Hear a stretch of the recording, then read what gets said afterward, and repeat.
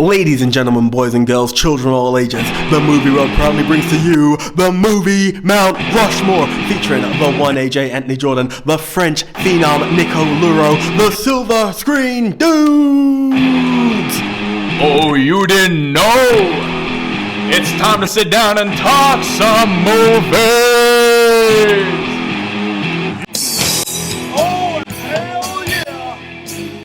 Hey screeners, here we are. Thank you once again for joining us on our new world of entertainment. It's now our podcast time. It's us, the Silver Screeners. I'm here. I'm the Silver Screen Dude, Anthony Jordan. In a world of movie entertainment. That's the one. Silver Screen Dude, Nico Luro. Yes, guys. Okay, right. As you guys know, in the UK and pretty much across the globe, Ride Along 2's come out. Besmirched Star Wars. Yes. Is that in the UK as well as the US? Yes. Wow, okay. So that's how powerful it is. Kevin Hart and Ice Cube. I'm yet to see it, but if you have a moment, please do go over to our YouTube page and check out Nico's review of the film. Sorry, I'm flipping phasing here, but I'm all good. Right, guys, so in honour of Ride Along 2, we have decided, and thanks to our producers, of course, as well, to go for the top 10 buddy cop movies ever. So, Nick, last week I started. Take it away, my friend. Alright, I'm going with, we talked about Stallone last week, and I'm going to start with Stallone too. But not just Stallone. Stallone and Kurt Russell is my number 10 in a movie called Tango and Cash. I'm just going to put one pin in that. Was it Kurt Russell? Yeah, it was Kurt Russell. Why did I think it was Swayze? It wasn't Swayze. No, it's not Swayze. It's definitely Kurt Russell. What's wrong with Kurt me? Russell. Okay, coincidentally, that's Tango my and number Cash. 10. So, yeah. Let's talk it.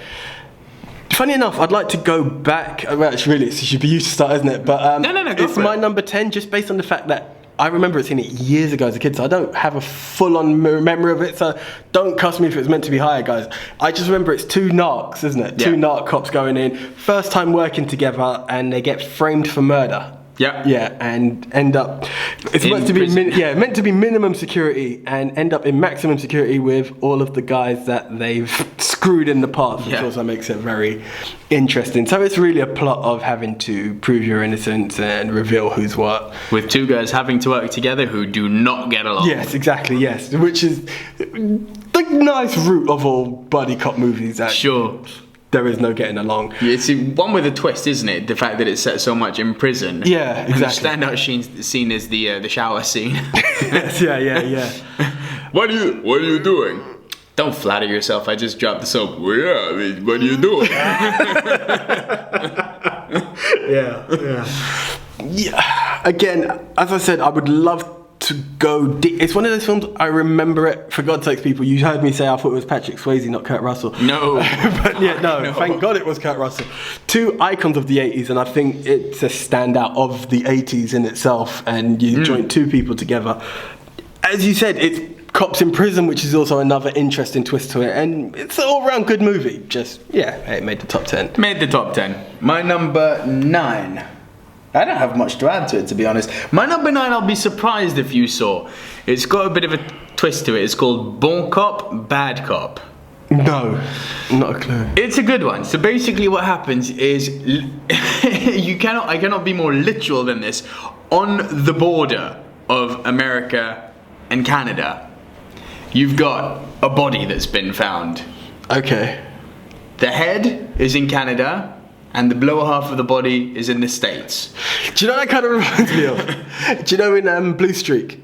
Is that in your list? It is. Okay, I'm going to keep quiet then. All right. Is it on your list? No, funny enough, as I've said it, I've remembered I it. love Blue Streak. Top movie. Yeah, that's much higher Yeah. up my list. But yeah, so basically the top half is on the Canadian side, the bottom half is on the American side. So a Canadian cop and an American cop who do not like each other must come together to solve the murder. And you've got a lot of... It'll definitely appeal to a Canadian and American audience who have obviously got that rivalry history going of animosity between each other. And they play on that in a huge way. And Sorry, he's French Canadian, by the way. Okay, right. I was just about to Hence ask. the bon is he- cop, bad cop. Okay, so it's not a Mountie, it's an actual cop, because I know they like to play that No, it's stereotype. proper Actual cop. Okay. Actual cop, detective. And he rants off in French for the whole movie. The other one's like, speak English. I will not, I will speak Canadian. You know? Okay. It's a good one. And, The attraction here is the rivalry between America and Canada. Okay. So we're not necessarily the target demographic, Yeah. but England and France, close enough, because it had that language barrier. Sure. No, and it's thrown around in a funny way. Obviously, I'm not going to ruin the movie for you, but if you want to see a buddy cop movie where the key point of confrontation is between the nationalities, this is a good one. Interesting. Okay, top stuff. What's your number 8? My number 8 is a Simon Pegg movie. Hot Fuzz. Yes. Do you know what? Don't get me wrong, I'm from the UK and I love it, but there are some parts of British comedy I'm not. You're not a fan of Simon Pegg? I love him. I like Simon Pegg. I'm just not a fan of some of those films, like the Hot Fuzz. Yeah. You didn't like Shaun of the Dead either? No. I really tried with Shaun of the Dead, and I really hoped that I would enjoy it, and I just couldn't get into it. Yeah. And what was the last one they did? World's End, right? Yeah. You didn't like any of those? World's End I'm yet to see, to be honest with you, but the other two I just couldn't. No, I couldn't get into it. Hot Fuzz is the traditional buddy cop tale told through a British spectrum. Simon Pegg plays the more experienced cop, and Nick Frost, his partner, plays the fat, immature, bumbling cop who, by being bumbling, actually turns out to be a bit of a bona fide liability. And they square off in the car, out the car, in the fields, out the fields, all over London, all over England. There's not much of a plot to it. The key is the chemistry between the two characters. Exactly, and Simon Pegg, if you're a fan of his, you'll like this. As I said, Simon Pegg, if you're listening, I hope you are. I'll even send a link to you. It's a free download, mate. It's not going to hurt. I do respect your work. No, fully. It's just that line of comedy. I mean, he's done good in Star Trek. Anything I've seen Simon Pegg in, I've respected. He's writing the new Star Trek. You know that. I didn't actually know that. Yeah, you should be excited. Yeah, I'm actually pretty excited on that. Trekkie boy that I am. Yes, I lost. Trekkie fans, please. It's not too late. It's an ongoing thing. We haven't closed the voting. Oh no, the voting's closed. I won. He won. I'm just being hopeful there. Also, on talking British comedy and body cop elements, have you seen the trailer? I saw it when I went to see either Daddy's Home or the Grimsbys. Yeah. Yes. I'm looking forward to that one. It says 2016. So I'm looking forward to that one. Actually. Who's the idiot? I got 2 3 zeros then, innit? Yeah. How do you know England will be in the final? Well, the better be. I just got this. Yeah. I love Sacha Baron Cohen. Oh, he's a genius, man. Do you know what? He's so diverse in all of his characters, right? Yeah, really. I saw the trailer for Grimsby, and I'm looking, and I'm like, I recognise that actor. Then it says from the producer, I'm like, it's Sacha. Yeah, it was nice. He does so well. And you know he's playing Lumiere, I believe, in Beauty and the Beast. Wow. Yeah. Okay, that's going to be top. He's going to do big on that. He's going to do big. Yeah. Sorry for the diversion, folks. No, it's fine. It's what the podcast is about. Less rigid. My number 7, you dropped the bomb and broke the spoil, is Blue Streak. Yes. Okay. Freaking love that movie. I really wish. It's Martin Lawrence, and is it Luke or Owen? It's Owen Wilson, isn't it? No. Hold on. Oh, Luke's the one that's always with Ben Stiller, isn't it? So it's Owen. Yeah. It's Owen Wilson. Yeah. I always get them mixed up. Yeah. They're known as the handsome one and the ugly one. I'm like, which one's the handsome one? Exactly. I'll leave that for people to debate. But yeah, essentially it starts off. It's got a good twist. This one. Martin Lawrence plays a diamond thief. He gets caught at the beginning, manages to hide the diamond in a ventilation shaft of a building under construction, gets put in prison. They don't find anything on him, so they can't convict him for robbery. Theft, yeah. They can convict him for attempted robbery because they can't find anything on him. He gets out years later, ain't nothing but a free man, baby, and goes back to look for the building, and it's like, what? Uh-oh, it's a police building. Out of all places, mate, you want to place it in a bloody police station, yeah. So he now has to get a fake ID, become a police officer. Great cameo from Dave Chappelle. Yeah. Because I'm desperate. Back off, motherfucker. I know you. Yeah. It's a big one. Hey, give me my gun back. But yeah, he basically, with his street connections, fakes being a police officer, and again with his street smarts, actually turns out to be a damn good police officer. Amazing one at that, yeah. And the whole premise is him trying to get this diamond back, and every time he gets close, it seems to get that much further away. It's in the ventilation shaft. No, it's not. Now it's in the drug money. No, it's not. Yeah. It leads for them having a mad chase through Mexico, and it's a great one. Yeah. It's I'd probably say, other than Bad Boys, I'd say this is Martin Lawrence at his best. Ooh, don't forget Life. Life's good. I forgot about Life. Life with Eddie Murphy. I forgot about that. Yeah, going back to But that's one of his top 3. Yeah, to me that would be it. After that, I'm kind of I'm drawn when it comes to Martin Lawrence. I'm with you. Yeah, what that reminded me Why of. didn't it make your list? I forgot it. It's as you mentioned, Bon Cop, Bad Cop. I remembered it because of that line at the end where they want to say, without giving a spoiler, they want to say their goodbyes, but the border's there. I'm a federale. Yeah, now that's a big. The red, the white, and the green. Oh man, I wish I had that actually, because Blue Streak's a really good one. It's not even a guilty pleasure. It's actually a good movie. Yeah, it is a good movie. The casting's there, and again, the Wilson brother, Owen. Yeah, I had to hesitate there. You don't see much of him. Luke always has the lead, Sure. And that was a good Luke's one. A handsome one. Or the lucky one. I'm not going to judge on the looks. Yes, ladies or people of that persuasion, feel free to let us know. Hey, Owen Wilson was also in those movies.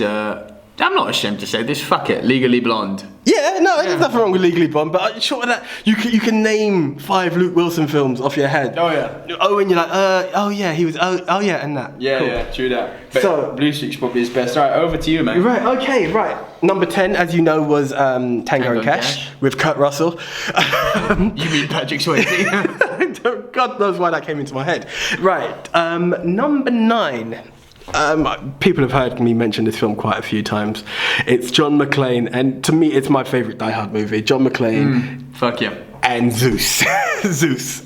We're talking the main one. Why is that flashing? Bear with me. Do you remember it done that thing? I think it's just breaking it into segments. Oh yeah, cool. Yeah, Die Hard with a Vengeance. Yes, it's a top revenge movie if you wanted to go down that way. But to me, the chemistry between Samuel L. Jackson. Jesus, why you keep calling me Jesus? I just heard the other guy call you Jesus. He didn't call you Jesus. He said, "Hey Zeus." My name is Zeus. You got a problem? Zeus, your name is Zeus. Yeah, as in father of Apollo of Mount Olympus. Don't fuck with me or I'll shove a lightning bolt up your ass. Zeus. Yeah. Okay. Yeah. It's one of those films, again, kind of like Blue Streak, where one guy isn't actually a cop. So it's a bit weird, but the chemistry, the action. What I love about this one as well is when one stops being crazy, the other one takes over. Yeah. One is the long suffering. Yeah. Not in Die Hard with a Vengeance. The pair in there is one nutter and another put together, and it's it's the hard-headedness of John McClane that we know from Die Hard 1 and 2 meets the hard-headedness of a guy off the streets of Harlem. Would you say Zeus is racist? Would I say Zeus is racist? No, he saved the white guy in the middle. Whichever way you want to play it. Not all brothers know how to shoot guns, you racist motherfucker. Exactly. Do you know what? I think he is. He goes on the whole movie about white this, black that. Do you know what? That's a white man's problem. Call me when they cross into Harlem. I was like, Look at the social background of where he's from. And it's not an excuse. As a black guy, people, I'm putting it out there. It's that you're in New York has rich and poor, right? And you've got this guy who's in the lower end of New York. So it's all, you look up to it, and let's be honest, I'm saying it, there's not a lot of influential rich black guys out there. So it's that sort of, hey, it's a white problem. You can't say it's a rich problem. It then becomes a black and white problem. I'll say this, you seems like the sort of guy who would be stirring up shit like the black people, You seems like the sort of guy who would stir up shit like black people should boycott the Oscars. That's which another, is bullshit. Do you know what? He's that guy. He's that guy. Why ain't there no black people nominated? For what role, my friend? I'm gonna counter that with my friend John Boyega in Star Wars Force Awakens. He doesn't deserve an Oscar. Supporting. He was a fucking revelation. Listen. Nomination. Yeah. Lifting it is different. Nomination is another situation. Yeah, to make the nomination list, you need to be amongst the best. Look at the nomination list this year. What? Who are you gonna take out of that? All right, Christian Bale? Stallone? Fuck off. Here we go. This is the point I'm now going to put out there. And as again, he's black, it's because the other guys were better. As a black man, folks, this is the statement I'm putting out there. One, we're saying this is the second year in a row where coloured people have not been up for a nomination. So how did Lupita win Best Supporting Female last year? That's point one. Point two. Was it last year? It's 2014, I'm sure it was. 2014 film, 2015 awards. Yeah. But if not, Okay, if I'm wrong, I'm wrong. The on only that thing one. from last year that I remember that probably should have got an Oscar, or at least a nomination, was Oyelowo. David Oyelowo from Selma. Okay, that film dragged a bit. I got to be honest. I didn't like the film. I thought his performance was good. Okay, performance-wise, yeah. But even if he'd been nominated, I wouldn't have said winner. You don't have to be a winner. I think they just want to see nomination. The second bit. What are you going to do this year? Are you going to nominate Straight Outta Compton for best script, best movie? No. Are you going to nominate Will Smith in Concussion? No. Here's what because he did a fucking accent? Here's an accent for you. Look, I'm doing Gollum. Nominate me. No. This is the thing I was going to bring up next. How long has Will Smith been in film? Right? Yeah, but that's no. I'm putting it out there as to why he doesn't need to be in there. Right? When he was nominated for Ali, did he want to boycott it? No. When Men in Black was getting all the reviews? No. Bad Boys getting all the reviews? No. So now in a point where you feel that you've been snubbed twice, 2 years in a row, you then get your wife to do it. Last year? I don't know if you thought it should have been up for Focus. I'm not saying it was, but I'm just saying. No, listen. Out of this past 2 years, right? But if he thinks he's been snubbed for Focus, he needs to think about making better movies. But what I'm saying is, in the point where you now feel that you've been let down, what do? Your wife, who the last film I remember her in being The Matrix. Now, Jada, Will, I love you both. I'm not having a go. She's but what's in happening? Gotham, isn't she? I don't even want to get into that show. Jada, I love you. Will, nothing but respect for you. Now, what I want to say is, it just sounds like sour grapes. He's not there. He can't do anything because he doesn't want to damage his actual Hollywood career. Get your wife to do it. Who doesn't have a Hollywood career? Exactly. She's on the small screen, and that's no offense to you, Jada. You're doing fantastic, girl. Keep it up. Should have got Jaden to do it. Maybe he would have got an Oscar for bitching. Jaden's too busy promoting ladies fashion at the moment. And ladies fashion. Yeah, but yeah, that's my argument, guys. If you felt that strongly, you should have shown it to us earlier. That's the only thing I'm saying. If you felt we needed more diversity. Put the fucking question to you again. I am one of the most open, as you can testify, my black friend. Yes. Not that the fact that you're black has anything to do with this, but you, as my friend, can testify that I am extremely fucking open-minded about life in general. Yeah. Right? Colour ain't a factor for me. But to tell me in a year where, to be honest, there has not been a standout African-American performance. I heard, sorry to cut you, Idris Elba in, is it? Beast of No Nation. Seen it. He's nominated, I believe. No, he's not. This is He's what not. I've heard. Okay, he was good, but who's in that list? That's often the case every year. Be it black or white. It's about the role. Now, the Beast of No Nation also wasn't a major movie release. It was a Netflix release. So there's argument there too, right? Will Smith in Concussion? No. Straight Outta Compton? No. Our boy, John Boyega? No. There isn't anything there that makes me think, yeah, definitely. Put it this way, you have a number of nominees and it will happen that way. Do you know what? I'm going to put it out there, as I said elsewhere. There are white actors who I believe should have... For God's sakes, DiCaprio hasn't raised one yet. Thank you. And that's all I'm going to say. Oh, I know. Marlon Wayans for 50 Shades of Black. Listen, Damon Wayans is the only one I respect. No offense to the rest. There's an older brother who I respect as well. Not Marlon. Marlon's younger. Keenan Ivory. He's done a few stuff. But Sean and Marlon have this comedy thing that, again, a bit like Hot Fuzz, it's not for me. But anyway... do you know what? I think we might one day bring up a discussion for that on you guys. We will move on. Yes, Die Hard with a Vengeance, worth seeing. That's how we got onto our Oscar debacle there. Right. Okay, what we're doing as well with this, guys, for the number 8, you're going to hear me say Jump Street. Why? Because we're doing the franchises of these stuff because you might be punting for that. Yeah, you are punting. Okay, we're punting on Jump that Street's one. my number 5. Okay, so that's my number 8. Number 7, I don't believe is in your list. That's it. Arnold Schwarzenegger, and I actually can't remember the kid's name. Last Action Hero. No, it didn't make my list. Right. Last Action Hero is really funny. What I love about Last Action Hero is the element... Buddy cop, actually, right? Isn't it? Of course it is. Yeah. Of course it is. It's that... It takes every element of your 80s and 90s action movie and brings it to the world, and they just play on every stereotype and just mock the crap out of it. And I just loved it. The young boy's name was Danny. I can't remember his name. I can't remember the actor. And yes... he was also in that movie about the little baby dinosaurs, wasn't it? Yeah, something O'Brien. No offense to you, my friend. I'm going to send you the link as well. Yeah, and yes, Arnold Schwarzenegger as Jack Slater, which it goes into that world of every sequel once you've got a really good thing. And Arnold is the tough cop, never work alone, and never work with a partner. I always work alone. You know, he's got that hatred with the partner. I always work alone. Yeah, you know, he's got the big chief who's always shouting and breaking glass behind him. And what I loved as a kid, and is the idea of the golden ticket, which allows you to travel between the cinema world and the real world. Sylvester Stallone then becomes the real Terminator, and he's the main actor because obviously the Arnold Schwarzenegger face isn't there. It just really worked. And yeah, what was funny is that do you remember in Demolition Man they did a homage to that? Yeah. The Schwarzenegger presidential library in Stallone's movie. Yeah, so, you know, there's always a nice link between those two. Also, shameless plug to us, there's a Versus show where you hear the silver screen dudes debate who is the better action star. Should have fucking answered with, like, that Demolition Man thing. That would have been a good one. But hey, you didn't. Yeah, so check out the YouTube page for that one. I am representing Sylvester Stallone. And I'm representing the Arnold. Yeah. Get to the chopper, come on. Yeah, and it's a really big.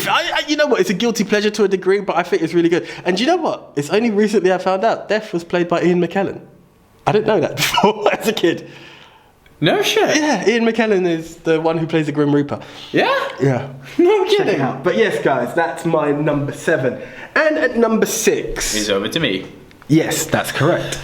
We might have, I'm sure this is on your list, we might have to punt. French movie.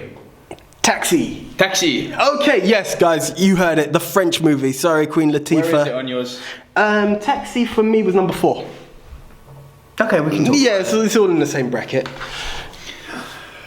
Where to begin? As you already said, stay away from the Queen Latifah version. Yeah. But the French one, guys, I've said it in the top 5. Put yourself through some subtitles, watch a fucking French movie, and watch a great fucking movie. Do you know what? Even if you can't do subtitles, subtitles and dubbed is stuff I don't really encourage because you'll never get the true comedic value from the original language. However, either way, my dad is a person who partially understands French, doesn't speak it to save his life. The expressions are, it's embarrassing. For those of you wondering what still means, he actually worked in a French school. I'm going to reveal it, I'm 30. That means he's been working for 31 years there, and he understands it, won't have a conversation in French to save his life. But so going back to it, just based on expression and movement alone, the cinematography sells it without you having to watch it. I've seen a Taiwanese movie. Yes, I've read. It's called Bodyguard. I don't know if you've seen it. Yeah. Fantastic. The comedy in that alone, I didn't have to understand what was being said. In Bodyguard. Yeah, it's there. So the same goes for Taxi. You can easily watch it. Starring Samuel Nassiri and a very, very young and very, very naked Marion Cotillard. Sorry. Yes, have to keep applauding for that one. Yeah. I mean, I'm talking full frontal naked. It's good stuff. It is. But that's not reason. Well, it is reason alone to watch the movie. Yeah, but beyond that, the buddy cop element is Samuel Nassiri's character Daniel plays a pizza delivery guy turned taxi driver who you find out very quickly is also an avid street racer. He pimps out his Marseille taxi, takes various fares around, so you see the taxi in action, and then little to his knowledge, he gets a cop in the car. A guy who has failed his flipping driving test 8 times. A record 8 times, dare I say it. Sure, right, he wins the F1 on the computer, doesn't he? Exactly, yeah. And they get into a buddy cop relationship where one uses his, I'd say police connections, that would be reaching. I would say just his police duty, and uses the straight edge cop. He's a straight edge cop, and uses Daniel's street smarts to track down the Germans. Yeah. No, do you know what? And the Germans are a star in this. No, exactly. Do you know what? Just touching on it briefly, even Taxi 2 had a good comedic element. Taxi 2 was good. 3 got weak. Got silly. But there was. But again, as Sylvester Stallone mentioned it, he had a cameo at the beginning. Exactly. It was so big, Stallone made it into one of them. Yeah, speaking in French, which was amazing. Yeah, that was a big one. But yes, Taxi, without a doubt. Yeah, I couldn't really add more to that. And yeah, that's my number 4. So yes, what was your number 5? That was my number 6. Yeah, what's your number 5? One we punted for, Jump Street. Okay, cool. You prefer 22, I prefer 21. Do you know what? I kind of get crossed in stuff. You know when you find yourself talking about something, you're like, no, that was in 21. Oh, no, that was in 22. My favourite moment was in 22. Before we go into it, tell them what basically they're about. funny enough, okay, 21. Sorry, 21 and 22 Jump Street are about, 21 shows us about two cops in training and whatnot, and they gradually qualify to be police officers. And due to the nature of the way they perform and trying to infiltrate crimes that are going on, they've now been put into a high school, isn't it? Yeah, into a high school. This features Jonah Hill and Channing Tatum. There's also the original TV series, which had Johnny Depp. I can't remember what his colleague was in that. And you actually see a cameo. That's my favourite part. We're seeing Johnny Depp as a cameo in 21 itself. Was it in 21 or 22? It's in 21. Yeah, it's in 21. I'm sure it's in 21. Jonah Hill plays the fatter cop, as you would expect. He's like Jack Black and John Candy. He embraces his weight very well. But yeah, he plays the fat, brainy cop, and Channing Tatum plays the muscle. He's the muscle. The muscle with no brains. Yeah, it's all brawn and no brains. It's exactly that, and that's how they work together. I love in 22 when he's like free running and stuff, and Jonah's like, "No, I can't do that." Yeah. What I loved about 21 was when they were actually in their actual high school term and they knew each other. Channing Tatum's character is Mr. Popular, and it's everything that we would get away with back in the 90s. Yeah. And Jonah Hill is the nerd. When you fast forward, it shows you how shady, right? Yeah. When the world has spun on its axis, which it has in the past 10 to 20 years, everything's so much different. And now everything you could get away with, which was majorly cool in the 90s, is so wrong in the 2010s. You know, you punch a guy like, stop being so gay. Oh my God, you're attacking him because he's gay? You know, it's those kind of elements. And Jonah Hill now becomes the really conscious one, and that's what's popular. And Channing Tatum now has to adjust to going back to school and not being the popular guy. Also the fact that their files got mixed up, so the muscle is doing all the artsy stuff, and the fat guy, no offense, as we said, Jonah Hill embraces that in him so well. He's an Academy Award nominated actor, you know. And he's the one who's now doing all the sport and physical stuff, and it's to be honest, when they dropped the drugs in school, that was my favourite moment. Yeah. Fuck, that was funny. Channing. But my favourite moment of all of them was in the second part. The second part, they go. In that respect, then, yeah. Okay. And I'm pretty sure his contract expires after the Euro anyway. All right, well there you go. Good luck. Okay, yes. Your favourite scene in the. So the second one actually.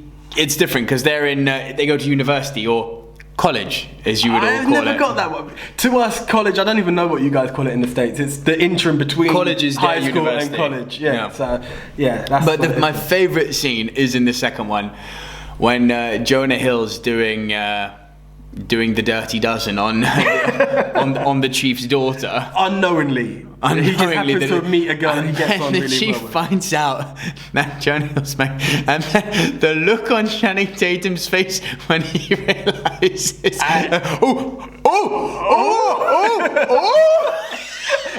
starts running around. He fucked the chief's daughter. Just for the record, folks, Jonah Hill is now reporting to gangster chief of police Ice Cube. So just imagine more to the point of, it's not just the police chief finds out, it's Ice Cube who's just found out you've just screwed his daughter. Okay, so the mad motherfucker named Ice Cube. Yeah, exactly. From a gang called niggas with attitude. Yeah, that's the one. So that was my number 5. My number 4, I'm sure is going to be on your list. It might be higher. Lee! Yes, it's higher from yeah. Rush Hour. I went with Hour. number 2. Come again? I went with number 2. You went with number. But we're doing the franchises. Well, we're doing the franchises. Okay, but my favourite being number 2. It's higher on your list. Oh yeah. Okay. Okay, right. We are so my number 3. Another franchise. Bad Boys. Number. I think we're gonna have to punt. Yeah. Punt away. So then we go back to your number 6. Right, my number 6. I'm guessing it hasn't even made your top 10. The Beverly Hills Cop. Oh, it's much higher. Oh, it's in there. Okay, cool. I finished at 3, yeah? You finished at 3. Okay, we're cool. Right, number 5. I don't think actually made your list. I don't know if it's on a lot of people's list, to be honest. We're talking the one and only Mr. Harrison Ford and an actor who's vanished. Fuck off. Josh Hartnett. Hollywood Homicide. Now, okay, granted, it may not be 10 the best buddy cop movies of all time, and you picked that one. All right, fine. Yeah, it was a lot of the ones I had. It would have been like Rush Hour 1 and 2. No, I'm not gonna do that. Right? Blue Streak. I wish I had remembered it. Yes. To be fair, what I love about Hollywood Homicide, in it being a buddy cop movie in all essence, it's not that they have that hatred that you normally get in buddy cop they movies hated of the being crazy. cops. They hated being cops, right? We have Harrison Done Ford's better at school, boys. Harrison Ford's character moonlighting as a real estate agent, and then we've got Josh Hartnett who teaches yoga as well as wanting to be an actor. Yeah. And with that, you've got this thing, and obviously they're homicide cops as well, so they're dealing with this investigation of a major rap crew or something along that line. And the chemistry, what works with it as well is that it's their passions outside of being cops, which helps them in solving the crime. You've got, the real estate, so Ice Cube keeps popping into my head, that's why I'm hesitating for some reason. You've got Harrison Ford's character trying to sell houses to the gang mob, to the gangster rappers at one point. Josh Hartnett's acting career also has a great deal to help at the end in it. And there's just a link between them. They get on with their job, and it just gradually builds up. It's worth watching. I'm not going to go too deep. You hated it, so I doubt there's anything you actually want to add to it. No, I'm good. Okay, yeah. Next. It's worthy of watching one. And again, it's that element, kind of like, it's something different, so I had to throw it in there. Okay, This was in the era before Hollywood found out that Josh Hartnett actually wasn't a very good actor. Do you not believe he is? I like him because I like the way he works the screen. He doesn't bother me, but clearly he's not a very good actor, and Hollywood really. I believe, given every role, he's the same. As he put it this way, folks, if you're a big Channing Tatum fan, be thankful that that's why Josh Hartnett stepped down. I think he would have. Oh, was it? I think it was as he stepped down, Channing came in, and I think a few roles might have gone to Josh Hartnett over Channing. Personally speaking, they're slightly different, but there is that same. I wouldn't say that Channing's any better than Josh Hartnett, to be honest. I'm just saying he filled the gap. He filled that gap that was there. Alright, you're number 5. Right, that was my number 5 because 6 was Beverly Hills. Punted, 5. Number 4 was Taxi. So we've talked about it. Yep. Yeah. Number 3. Oh yes, my number 3. I'm sure is on your list. I'm sure it's on your list.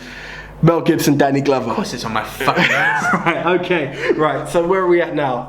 Where did we first? My number 2. Well, Beverly Hills Cop. Okay, right. Yes, Beverly Hills Cop. You said your number 3, that was Riggs and Murtaugh, yeah, okay. Yeah. Axel Foley. Axel Foley.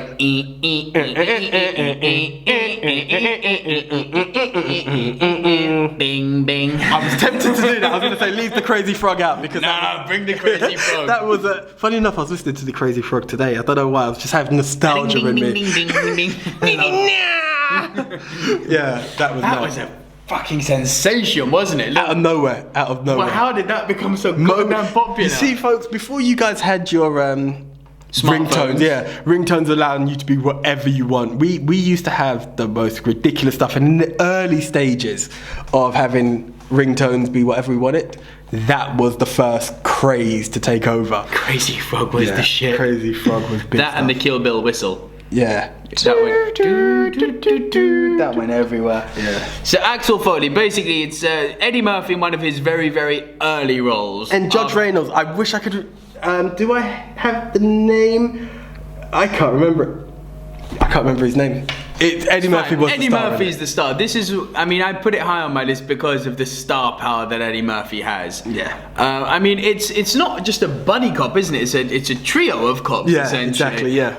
Eddie Murphy, you can tell he is fresh off the stand-up comedy stage here because some of the comedy aspects of me, he's like, when he talks like a white guy. Hey, if you don't be careful, I'm gonna kick your ass. My God, man, did you practice that all night long? And it's like, yeah, he goes into that fucking laugh he's got. He's just so damn likable. He is. Can I also mention that my comedic hero made his first film presence in Beverly Hills Cop 2? Chris Rock. Chris Rock, yeah. Yeah, Chris Rock has the young valet. I thought Chris Rock's first film was New Jack City. I'm sure they said I'd have to double check it, but I'm sure maybe I can't remember, but I'm pretty sure it was that one. Anyway, I charged X Beverly Hills Cop starring Eddie Murphy as the title character, Axel Foley. Cop in Detroit, moves to Beverly Hills. Beverly Hills, yeah, sorry. In the name. Moves to Beverly Hills, hasn't got the permission to do it, and enrolls the help of 2 of the local cops, and they set out to stop crime. Yeah. It's not a very deep story. You watch it for Eddie Murphy. And you know what? Go for it, be it 1, 2 or 3. They've all got their comedic elements to it. 3 people would argue to avoid. I personally like it. I liked It's a it. guilty pleasure. It's a guilty pleasure. Do you know what I liked it? It's probably more for the setting than the actual comedy. Right. The first 2 definitely had it. I just loved that Wonderland where it was an element of like Disneyland. What was it called again? Wonderland. I'm sure it was Wonderland. Anyway, Yeah. Was it? And they had like a Jaws replica, all these different bits in there. It was, I just loved the setting. I really loved those bits. So that was, you can't put on it. It was Eddie Murphy.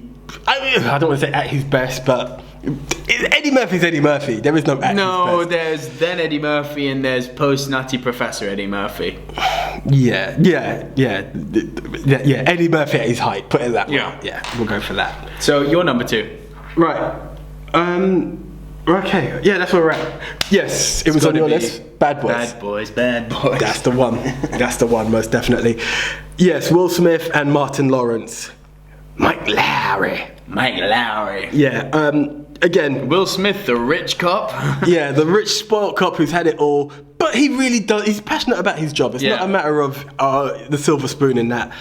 Yeah, he lives a luxurious lifestyle, but he is the guy. And Martin Lawrence, as the ever-suffering, I say suffering because he just tries his best to be a cop, but he's a bit more wackier, he's less patient, and obviously when you deal with a guy with like Will, who just has it all, And directed by a man who I now hate, but who I didn't hate back then.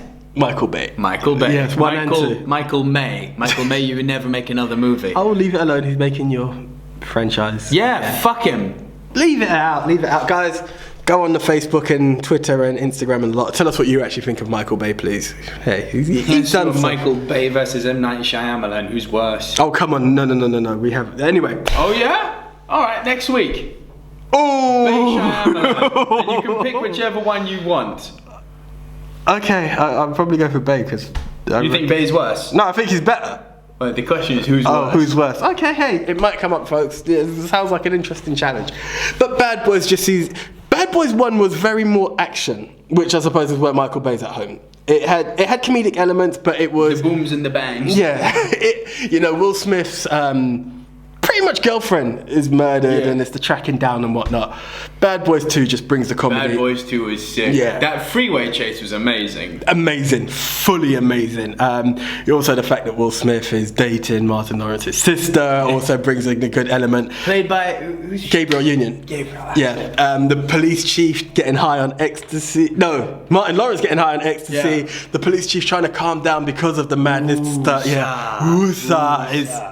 It became... Everyone knew it. It just went away. So yes, Bad Boys 1 and 2, most definitely. One to go for. It's a great franchise, so that's over to my number 1 then. How the fuck this didn't make your number 1, I don't know. Lethal Weapon. Lethal Weapon. Lethal Weapon, again the franchise, Riggs and Murtaugh, Danny Glover, Mel Gibson. The original and the be-all to end-all of buddy cop guys. It is. Their films made me, I don't know, Rush Hour just stuck into my head. Oh, is that your number 1? That's my spoiler, yeah. Chris Tucker and Jackie Chan. Spoiler, AJ. Yeah, no, okay, we'll go to your number 1 first. There is no denying the comedic value. The franchise, that is. They've got more into comedy eras. Exactly. You're going to talk about Joe Pesci. Yeah. Sure, Joe Pesci added another dimension. I think Chris Rock added another dimension. They kept the villains fresh. You had Jet Li. You had that psycho Joshua from South Africa in the second one. They're good movies. Do you know what it is? I think it's the Lethal focus. Weapon element is the first Yes, one. that's the thing. I think there were more action. When I think buddy cop, I think the humour, and none delivered it more than my boys, Jackie and Chris Tucker. Lee! Gotta! Never touch a black man's radio, boy. But yeah. You'll never touch a Chinese man's radio, boy. I want a Mushu, not Mushu, move shoe. But yeah, okay. Let's give Lethal Weapon its credit. Starts off as a very action-paced movie. That being in Quite number 1. visceral, I mean, violent. Yeah, it's violent. But Mel Gibson plays the nutter of all times.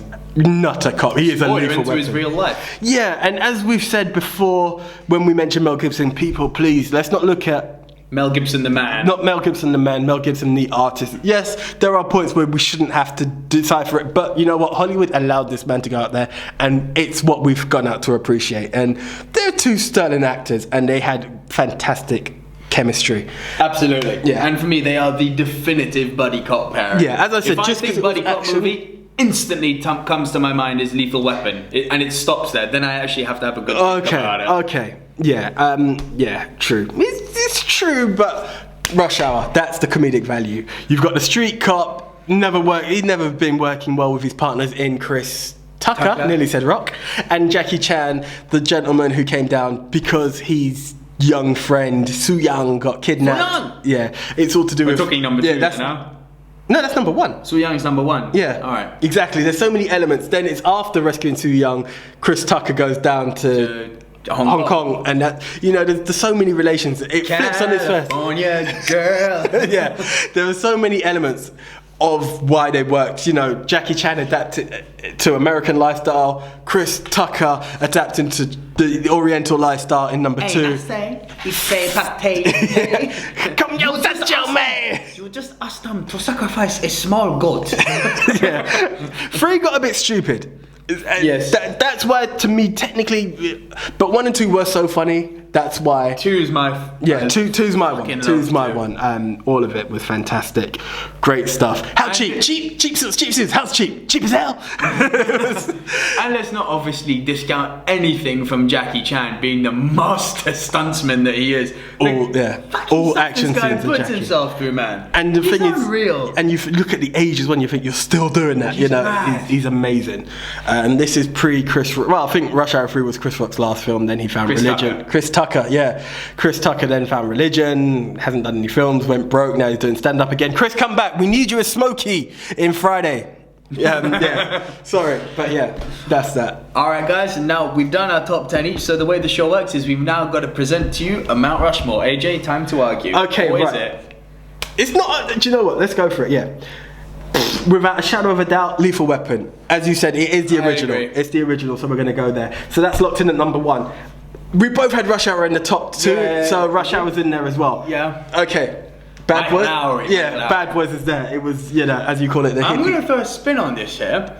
I actually think it wasn't in our top 5. I'm not sure where it was on yours. It wasn't in my top 5, but I'd like to stick Taxi in there. Taxi was number 4, so I'm quite happy with that. Yeah? You know what? Do you know what? In everything else, as much as We're agreeing this week, yeah, exactly, we're in there. Eddie Murphy, fantastic, but it was him alone. Jump Street is good, but Taxi, just for the sheer element of foreign film as well, we're embracing all things. That's what the Silver Screen dudes do. And Taxi was amazing. Again, Jump guys, not Street's a close honourable mention, though. most Because remember, definitely. it doesn't necessarily have to be best movie, it's the best buddy cop pairing. yeah. And Jonah Hill and Channing Tatum really They brought do it. really well. And guys, again, please check it out. Not the Hollywood version. Just try it for us. Try the French version. Yeah. It's one of the coolest movies you'll ever see. Right. And the comedy's there. Right, I suppose I have to do the voice now. Our movie Mount Rushmore of buddy cop movies. In no particular order, our first entry is Let's go from the bottom. Taxi. Our second entry into buddy cop movies is Lee Carter. So Young! The Rush Hour franchise, people. Our third entry into buddy cop movies is Oosa. Bad boys, bad boys. What you gonna do? What you gonna do when they come for you? Yep, Bad Boys, people 1 and 2. Yeah, love just in them case both. you didn't guess from the song. Yeah. Our final entry, and arguably best, into buddy cop movies is Save the best till last. We're talking Riggs, we're talking Wider. Riggs! I hear you, Riggs! I'm too old for this shit, man. Okay, people, we're talking Lethal Weapon 1, 2, 3, and 4. They're all worth it. Go check them out. Guys, do you agree, please? What would you have had on your list? Do you agree with the order we had them in? Is there any film that you think we forgot? Yeah, I'd love to hear from you. And please, no comments about how could you think it was Patrick Swayze. Right, anyway. Throw him out there. Yeah, that's the one. Top 10. The Silver Screen dudes pretty much agreed on this one, which I'm pretty happy for. They're in It's there. an easy one. Okay, guys. Surprisingly. Yes, please spread the word. It's free. Give it to all your friends to download. As you know, there's a couple of actors out there. Stitcher, find us on iTunes. The app's free. You can listen to us for free. And if you don't want to go to the app, You should, but if you don't want to, you can listen to us on our YouTube channel. If you are looking us up on iTunes, please subscribe to that RSS feed. Please download, please leave a review and leave a rating. We need those to continue bringing you these reviews, guys. Yeah, guys, so thank you very much for that. The Silver Screen Dudes don't just do a podcast. We do our thing every day, Monday to Friday and Saturday, including everything else, right on the world of YouTube, giving you top 10 versus the lot. Check us out, please. Silver Screen Dudes. Throwback, top 5. We do it all, guys. That's the one. That's the one. Entertainment. Check our social networks, Facebook and Twitter as well. We give the movie news there. But guys, we are there. We are the Silver Screen Dudes, delivering everything to do with the silver screen. I'm Anthony Jordan. I'm Nico Luro. Thank you for listening. Catch you later. Bye.